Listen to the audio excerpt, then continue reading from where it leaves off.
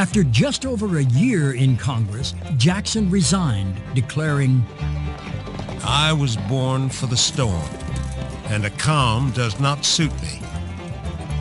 Raising racehorses now became his favorite pastime, and betting enormous sums on those horses in match races became his passion. Andrew Jackson loved horses, violence, whiskey. He was also someone who, if you were his friend, you were his friend forever. If you were his enemy, God help you. In 1805, Jackson won a huge sum of money when his opponent's horse came up lame. But a dispute over how the payoff was made led to an escalating series of insults between Jackson and a young Tennessean named Charles Dickinson. Later, his friends insisted that Dickinson had said something about Rachel Jackson.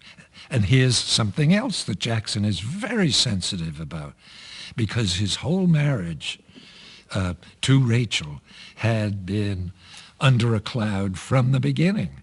And anybody to raise that point in any direct or even indirect way would trigger a very violent response. On May 30th, 1806, Charles Dickinson and Andrew Jackson met on a dueling ground. Dickinson was reputed to be the best shot in Tennessee, and when the signal was given to fire, he fired first. But to his shock, he apparently missed. Then Andrew Jackson took careful aim and mortally wounded Dickinson.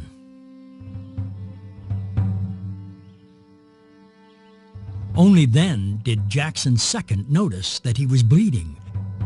Jackson had in fact been shot in the chest, with the bullet lodging next to his heart.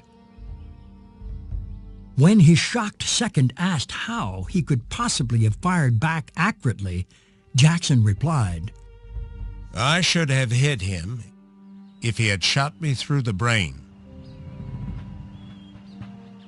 Jackson carried the bullet for the rest of his life. It was unmistakable evidence of how unsuited he was to the give and take of politics. But his future in a different arena could not have been brighter.